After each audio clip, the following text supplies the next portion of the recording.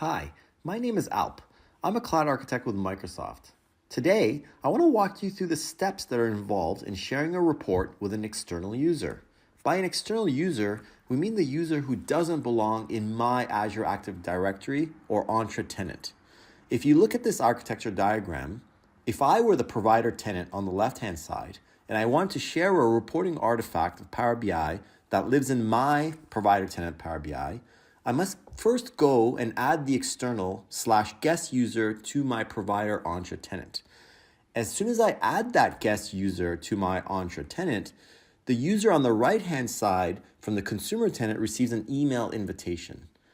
That email invitation is then accepted by the consuming tenant, and the entry is officially made and validated in my provider Entra tenant. Now, the final key thing to note here is that the authentication still happens for this external user in the consumer tenant. So they do not authenticate in the provider tenant. They don't authenticate in my tenant. They authenticate in their own tenant. However, assuming that they've got the permissions and the privileges, i.e. the authorization, that external user or guest user will now be able to consume that report when they go to the Power BI of the provider tenant URL or my Power BI URL. From a license perspective, the guest user or the external user needs to have either a Power BI Pro license or a Power BI Premium license, or I, as the provider tenant, would need to deploy a Fabric capacity and assign to the workspace and assign this external user or guest user a free Fabric user license. Now, as you can see, there are a lot of intricacies here to consider, but we want to add one more intricacy. What happens if we create an app in Power BI and just share that? What does the navigation or consumption look like to the external/guest user? Let's walk through this scenario as well as the overall mechanics of sharing a report with an external user. Now, joining me is Kirby, who is also a cloud architect with Microsoft. He will walk us through the demo portion of this exercise. Over to you, Kirby. Thanks, Alp.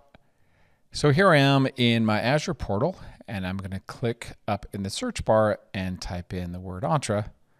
That's going to bring me to my Entra area here for Contoso. I'm going to click Users, and then on the New User dropdown, pick Invite External User.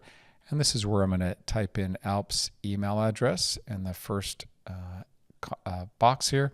And then I can type his display name here. And then once I'm done with that, I can click the blue Review and Invite. Click that. Everything looks good, so I can say Invite. Now you just wait a few seconds. Keep an eye on the little notification bell at the top right of the screen. And then we'll soon see that that has been successfully set up. So that's good.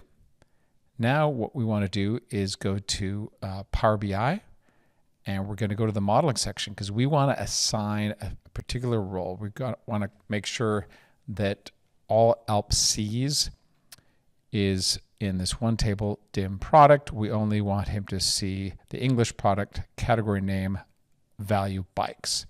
We don't want him to see any other categories, any other things like clothing or accessories, just bikes.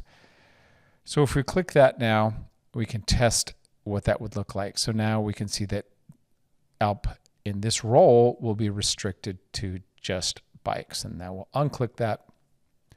So we're set up there, ready to go. Now we can go and publish this.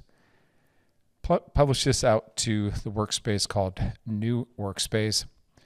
And once that's complete, we're in good shape there. Now what we're going to do is go to that semantic model, go to security, and then we'll see that role that we set up, and we're going to add Alp's email to that. Save that, get this security set up for Alp.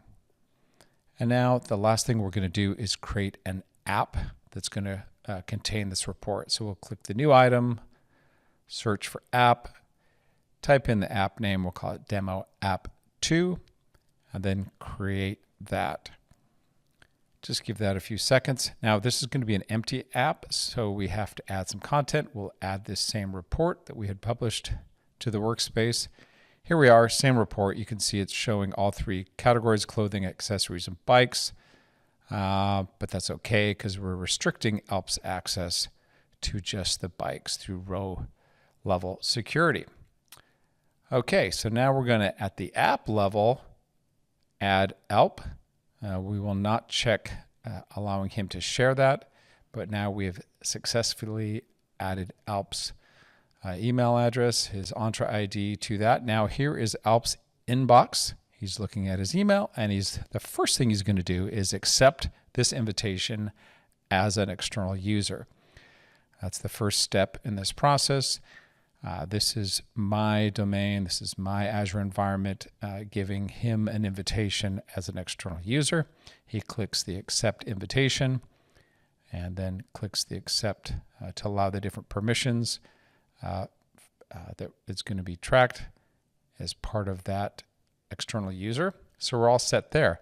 Now, there was another email that went out via Fabric that's showing the app invitation. So now when ALP clicks the link to the app, this brings him to this Power BI report.